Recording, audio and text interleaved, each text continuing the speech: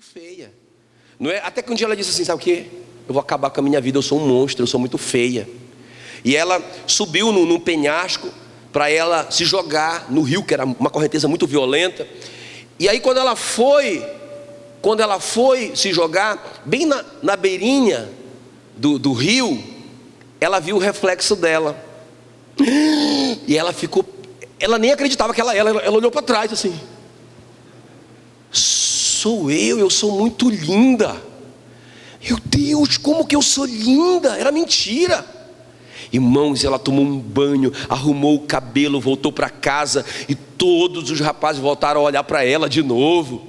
Mas aí as moças começavam a dizer para ela: você é feia, você é um monstro, você é feia. Quando ela começava a acreditar, ela corria para o espelho e ela se olhava.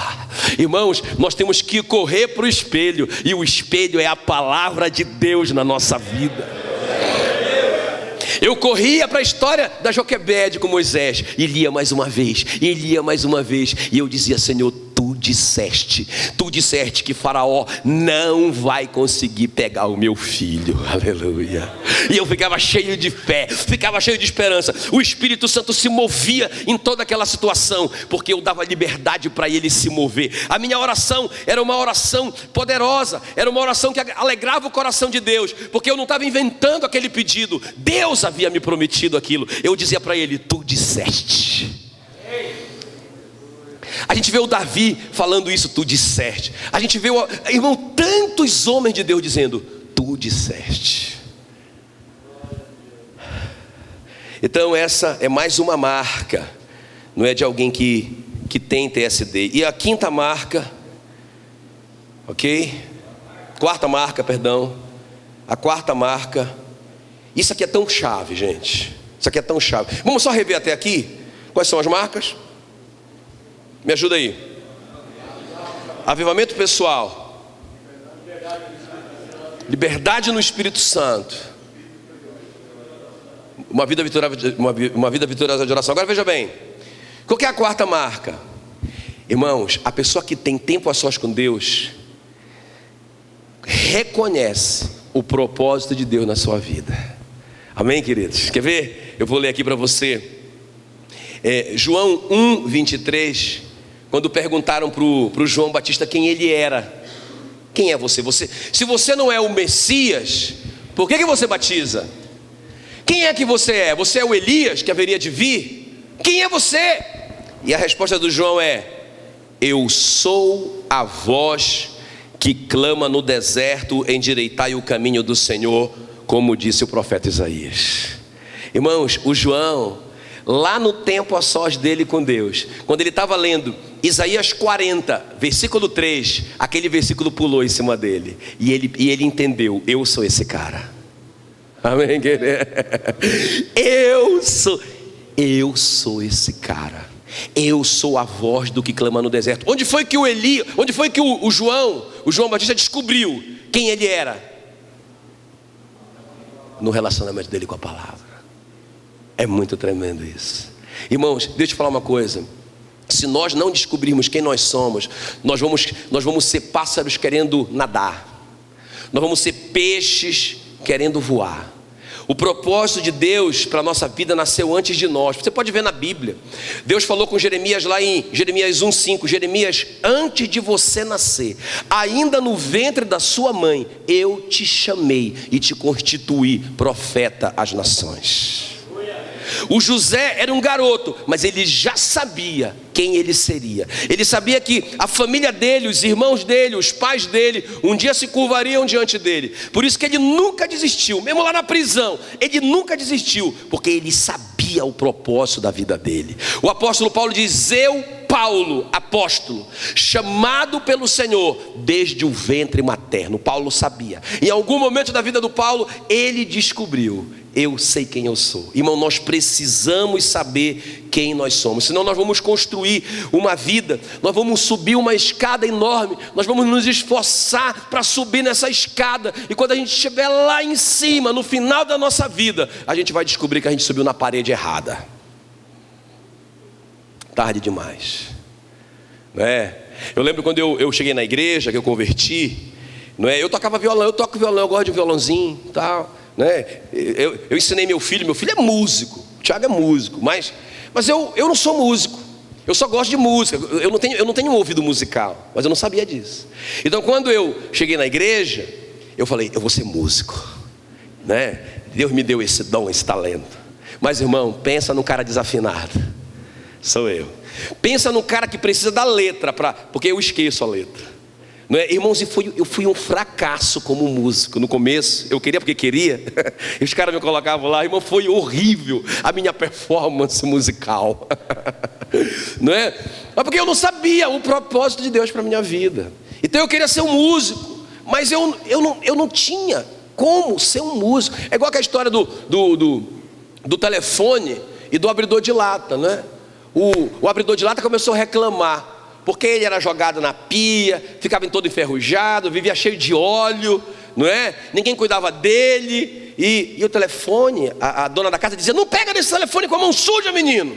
Ele começou a ficar com inveja, não é? Maior cuidado com o telefone comigo, não é? Essa bagaceira, eu queria ser telefone, não é?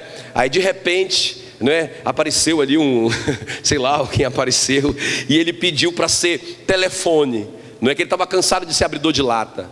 E aí aquele ser celestial transformou ele num telefone. Só que ele não tinha estrutura de telefone. Então a primeira vez que a dona da casa tentou usá-lo, ele não tinha nada, ele não tinha alto-falante, ele não tinha microfone, ele não tinha nada por dentro, ele era inútil. A dona da casa pegou e não funcionava, e pegou ele e jogou ele no lixo. Pá!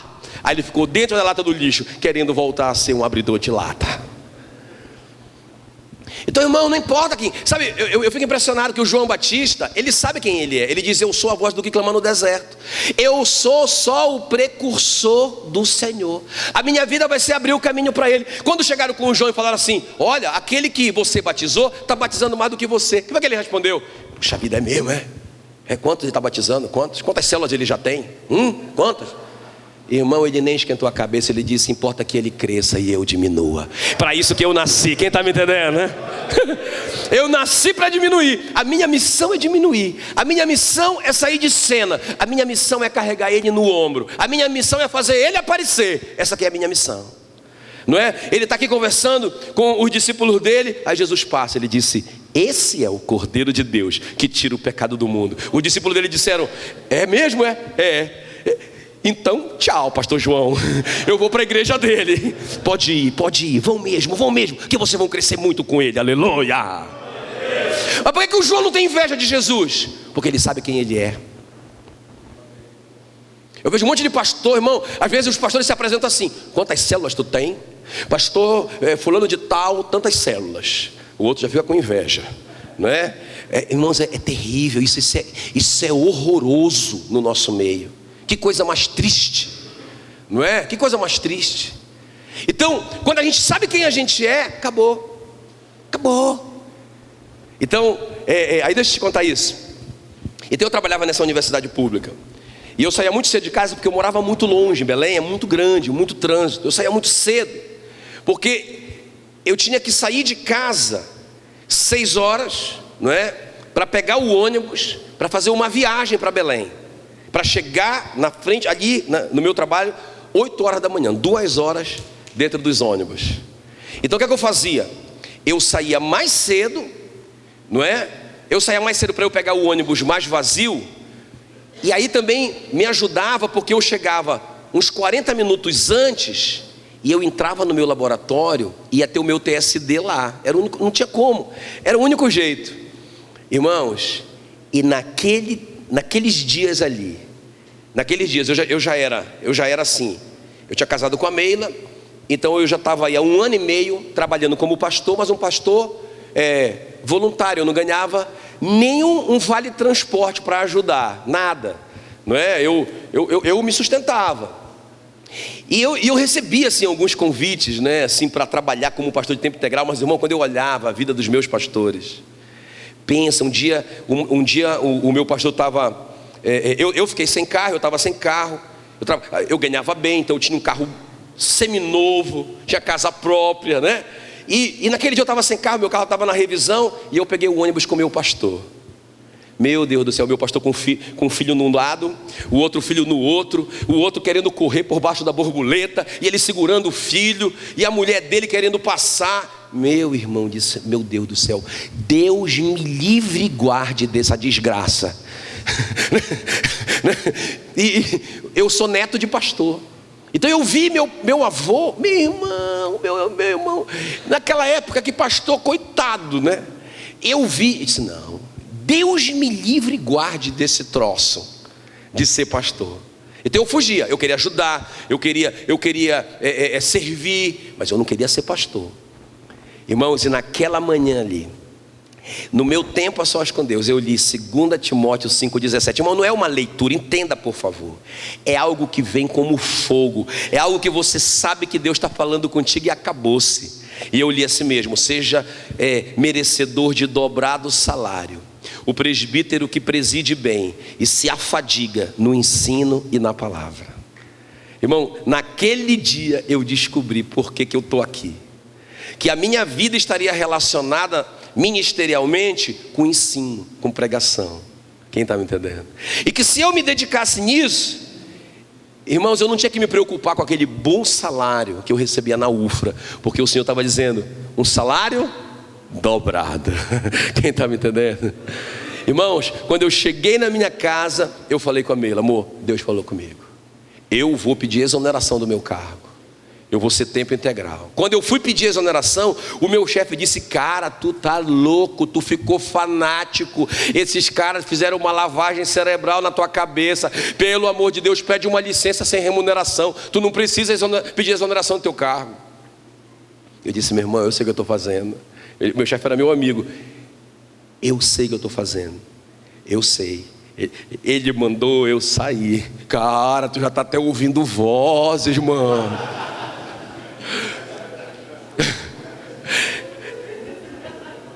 No tempo a sós com Deus, eu vou descobrir a minha identidade. Quem está me entendendo? E o último lugar para a gente orar, gente, a última marca, a quinta marca, a fé, não é? A Bíblia diz que a fé vem pela pregação e a pregação vem pela palavra de Cristo. Não tem jeito, irmãos. Eu só vou ter fé se eu tiver um relacionamento com a palavra. Deixa eu terminar com isso aqui, ó. Presta bem atenção aqui, ó. Tem essa história do rico e do Lázaro, é muito interessante. Eu não sei se você já percebeu isso. Quer ver? Presta atenção aqui, ó. Presta atenção aqui. A Bíblia diz que o Lázaro, o mendigo, mora na frente ali da casa do rico. E toda vez que o rico passa ali, ele não está nem aí para o Lázaro. Nunca ajudou o Lázaro, nunca falou nada com Lázaro. Morreram os dois, não é? E a Bíblia diz que o rico foi para o inferno. E ele não foi para o inferno porque ele era rico. Tá bom, gente? E o Lázaro foi para o seio de Abraão. E ele não foi para o seio de Abraão porque ele era pobre, não é? A questão aqui é a fé. É a fé em Cristo, não é? O rico poderia ter ido para o seio de Abraão e o pobre poderia ter ido para o inferno, né? Mas beleza, aqui uma coisa muito interessante que vai acontecer. Porque no inferno o rico tem uma visão e ele vê o Lázaro no seio de Abraão, não é? O Abraão aqui é a tipologia bíblica de Deus, Deus Pai. Então o rico faz um pedido para o pai do inferno. Ele diz assim, pai, manda o Lázaro vir aqui comigo e molhar a minha língua, porque eu não aguento mais esse lugar de tormento. E o pai responde para ele o seguinte: existe uma barreira de separação entre nós. Os que estão aqui não podem ir para aí, e os que estão aí não podem vir para cá. Amém, queridos? Acho que ninguém tem dificuldade com isso, né? Porque tinha uma novela, lembra de uma novela que passou no tempo atrás? Tempo do pastor Israel. Eu ainda era muito criança, né? Ele já era adolescente nessa época. Mas que o cara, né? O cara era assim uma novela espírita, né? E o cara ia para o inferno porque ele fez muita maldade. Mas lá no inferno, né? Lá no inferno, ele estava sendo aperfeiçoado para ele ter uma chance no céu. Olha esse capeta sujo, mano. Irmão, pensa o que essa novela ensinou para um monte de gente. Rapaz, eu vou arrebentar aqui, mano. Vou fazer toda a maldade que eu tiver direito, porque lá no inferno eu ainda vai ter a repescagem. Pensa numa desgraça de uma novela dessa, meu irmão, né? E a Bíblia diz: os que estão aqui não podem ir para lá, os que estão lá não podem vir para, não podem. Acabou, fim de papo. Aí o Abraão diz assim, né? O pai fala assim: você teve toda a sua vida para tomar essa decisão. O Lázaro fez o dever de casa, você ficou reprovado. Não tem jeito. Foi isso que Deus falou para o rico. Agora olha só, beleza. Aí o rico dá mais uma tentativa. Então, pai Abraão, manda o Lázaro ir na minha casa paterna, para falar para os meus irmãos que existe mesmo esse lugar de tormento. Olha a resposta de Deus para ele: eles têm a palavra e os profetas. Se eles não crerem na palavra e nos profetas, tampouco crerão, ainda que vejam um morto ressuscitar. Quem está me entendendo? Irmãos, então não é o reteté que faz a gente crer, não é a gente ver um milagre. Imagina, se alguém perguntasse para você assim, ó: você quer ganhar 10 milhões de dólares, ou você quer que o seu filho que morreu ressuscite? O que é que você queria? Qual é o maior milagre? Qual que é o maior milagre que você queria? Fala aí para mim. Hã? Qual é? Fala aí. Filho, ou está pensando ainda? O filho. Então, por quê? Por que Jesus vai logo nessa história da ressurreição? Porque ele sabe, irmão, que a coisa máxima que a gente gostaria de ter, se a gente pudesse escolher, seria a ressurreição de um parente que a gente ama, não é? Então, quando Jesus está ensinando que nem se eu ver a ressurreição de alguém que eu amo, isso vai ser a garantia de que eu vou crer em Jesus. O que vai fazer eu crer em Jesus é a palavra e os profetas, ou seja, aqueles que pregam a palavra. A fé vem pelo ouvir a palavra. Amém, queridos? Que às vezes eu fico pensando, igual uma irmã que confessou que ela orava assim: se o Senhor não me der o fulaninho, né? Se o Senhor não me der o fulaninho, até tal dia eu me desvio. Irmã, você está desviada há muito tempo, porque essa oração é de desviado. Nunca que essa oração é de crente. Mas, irmão, pode ter alguém que pensa assim, igual os fariseus: mostra um sinal. Se o Senhor mostrar um sinal, nós cremos no Senhor. Eu não vou mostrar sinal nenhum para vocês. Aí chega o centurião romano, né? E pediu uma palavra. Não, Senhor, você não precisa ir lá, basta uma palavra. E Jesus disse: isso que é fé, meu irmão. Isso que é fé, o cara quer uma palavra. E vai ter um milagre a reboque. Amém, queridos? Não é? Então, o que gera fé, essa marca, o apóstolo Paulo fala aqui para o Timóteo: Timóteo, se você for padrão na palavra, você vai ser padrão na fé. Se você for padrão na palavra, você vai ser padrão no amor. A Bíblia diz que o amor de Deus foi derramado no nosso coração pelo Espírito Santo que nos foi outorgado. Quando eu entendo isso na minha Bíblia, acabou-se. Eu sou cheio de amor, eu só preciso praticar. Eu já tenho o amor. Quem tem o Espírito Santo? Você já é cheio de amor. Aleluia, aleluia.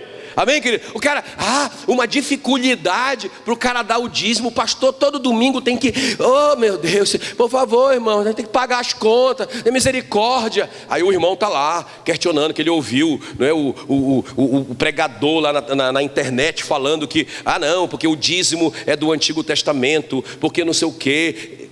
Irmão, só tem essa confusão para quem não tem relacionamento com a palavra. Porque se o cara tem relacionamento com a palavra, irmão, isso não passa na cabeça de quem tem relacionamento com a palavra. Quem está me entendendo aqui, ó? O cara falou, deixa eu terminar com isso. Essa é a sexta, mas deixa eu abrir esse parênteses aqui. O cara falou assim, ó. O cara falou assim: pastor, a gente dá o dízimo. Agora inventaram esse negócio de primícia. A gente tem que dar uma oferta. Eu estou dando quase, eu fiz a conta lá, eu estou dando 14,31% de todo o meu dinheiro. Irmão, é mesmo. Aí eu falei para ele assim: então deixa eu te contar uma coisa da palavra. Deixa eu te contar algo da Bíblia. Eu falei assim, lembra do José? Lembra do José? Que o José, ele é um tipo de Cristo, ele é o tipo de Cristo mais perfeito da Bíblia, você sabe disso, né? Ele foi traído pelos irmãos, ele foi condenado por um crime que ele não cometeu, não é? Ele liberta o povo dele. Irmãos, ele é o perfeito. Até a idade que ele começou é a mesma idade de Jesus, não é? O ministério. Perfeito. Agora veja bem, o José, ele depois que ele dá aquela revelação para o faraó, ele assume a posição de vice-líder do mundo. E tudo passa pela mão dele. Aí o que ele faz? Aí ele que é responsável por vender os grãos. Os egípcios chegam com ele e falam assim: José, acabou o nosso dinheiro, e agora? O que a gente vai fazer? Né? O José disse: não, tranquilo, me passem as terras de vocês, em troca eu dou grão. Não é? Ainda tem aí uns 3 anos de fome. E aí os caras passam a terra. Beleza. Mais um ano eles vêm, acabou a terra, e agora, José? Vamos morrer. Morre não. Me dá os animais e leva grão. Mais um ano que eles sobreviveram. Acabou o grão. Aí eles voltam: José, agora acabou, ainda tem 1 ano de fome. Calma, tranquilo. Eu vou comprar vocês. Vocês vão se vender para o faraó. E o José comprou os caras. Agora daqui, ó. Beleza. Aí, depois que o José comprou a terra, os animais e os caras não são mais dono nem do nariz deles. Irmão, isso aqui é tremendo. Quer ver, ó?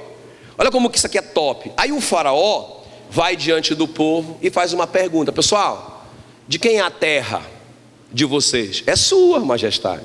E os animais de vocês? São seus. E de quem são vocês?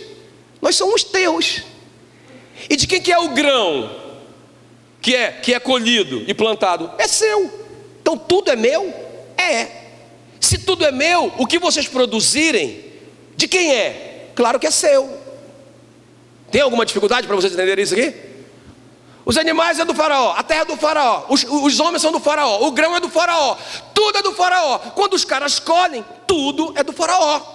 Mas o faraó diz assim: mas eu vou fazer uma coisa com vocês.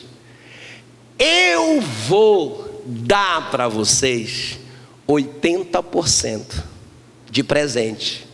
Tudo que vocês produzirem, 80% eu estou dando para vocês. Eu só quero que vocês me devolvam 20% do que é meu. Quem está me entendendo? Imagina se teve uma greve lá no Egito. Vamos fazer uma greve aqui, pessoal. O faraó está explorando a gente. Irmão, tudo era do faraó. Tudo era do faraó. Na verdade a Bíblia diz lá que teve uma grande festa, uma grande celebração, porque o faraó era muito bom, eles disseram. Porque ele está nos dando 80% e só está pegando 20% para ele. Que faraó bom! Irmão, isso aqui é redenção. Essa é a lei da redenção. Quem está me entendendo? Jesus não comprou 10% das nossas ações. Ele comprou tudo. Eu estou falando isso para o irmão. Ele disse: pastor, me mostre no Novo Testamento onde é que está dízimo. Eu disse para ele: não tem.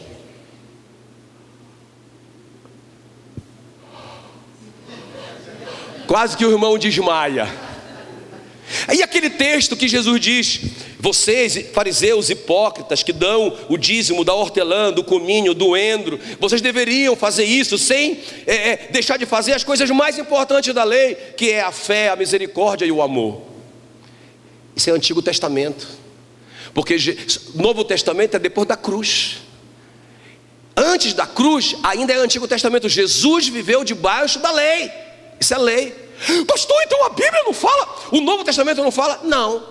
Não fala de dízimo. Então o Novo Testamento não manda dar dízimo? Não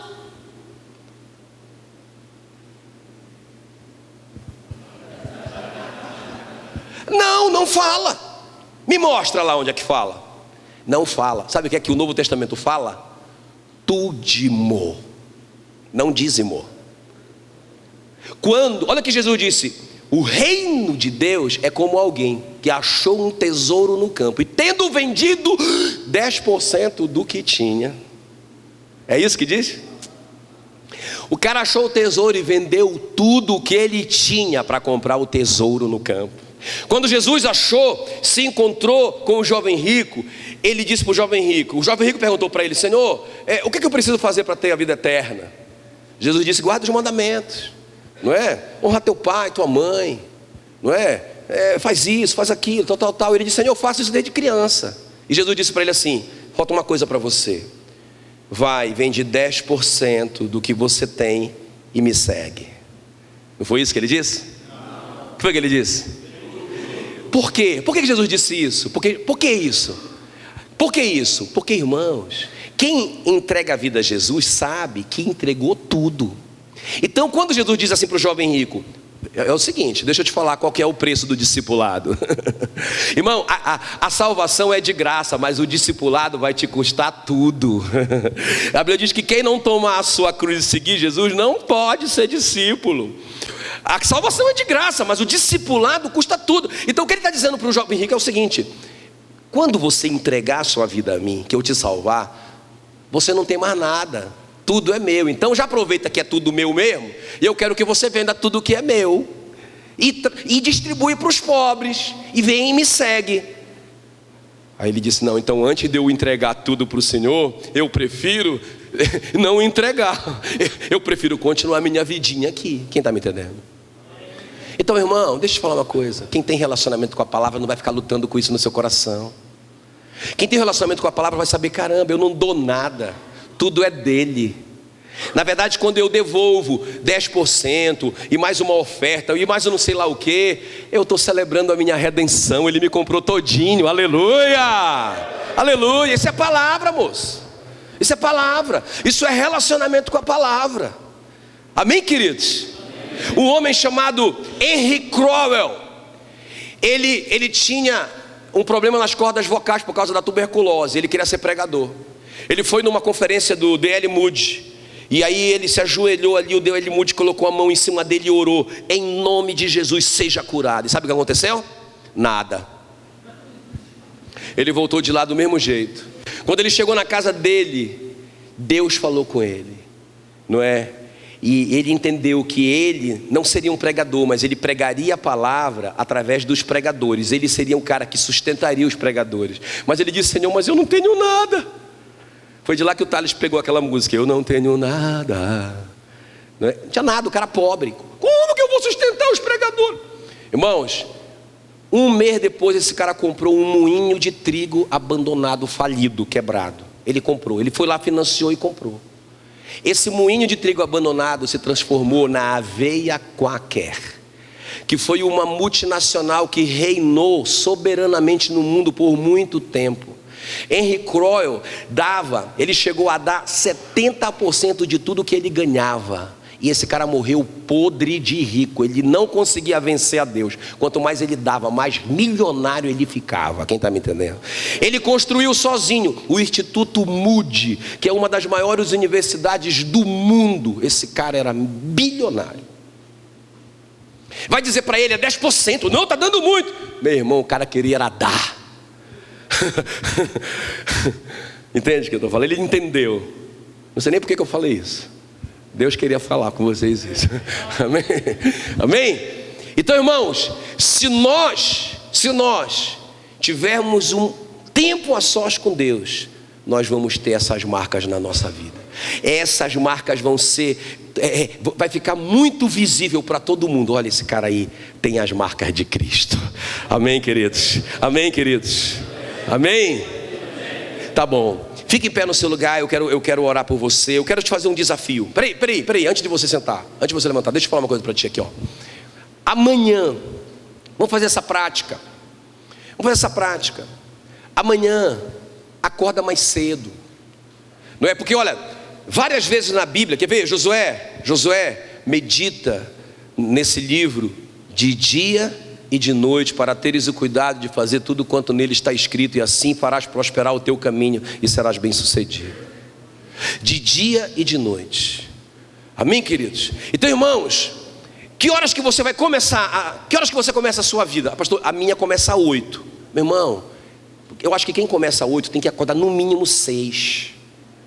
Pastor, mas é muito difícil, pastor. Meu irmão, vamos lá, prática. Olha, eu tenho um código comigo. Deus é minha testemunha. Eu viajo muito por aí. Irmãos, eu fico nos hotéis aí, top. Tem umas televisãozona, top. Eu tenho um código comigo, eu não assisto televisão no hotel. Sabe por quê? Porque, irmãos, você começa a assistir um programa, você vai para outro jornal, marca o tempo que você perde lá. Não é? Eu não tenho Facebook.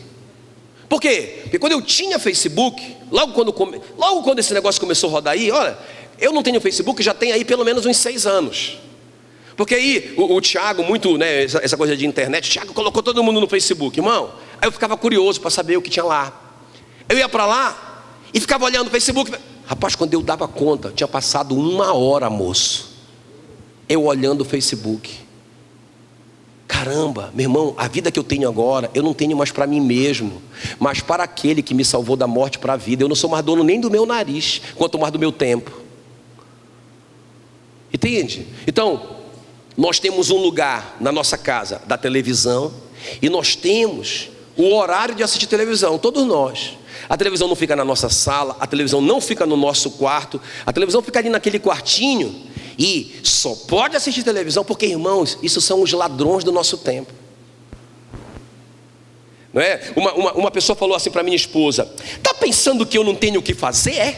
Está pensando que eu não tenho o que fazer? Eu sou muito ocupada para ficar lendo a Bíblia. Não é? Irmãos, aí a Mila estava vendo, só Facebook, WhatsApp, um monte de grupo, os grupos, e responde, e fica o dia todo o dia todo no WhatsApp, desse jeito, o dia todo. Irmão, claro que ela não tem tempo, mas não é porque ela trabalha muito, é porque ela está jogando o tempo do Senhor fora. Nunca vai ter marcas na sua vida. O apóstolo Paulo deixou bem claro: se você quer ter marcas, você tem que perseverar em ler. Irmãos, então é uma decisão que nós temos que fazer hoje.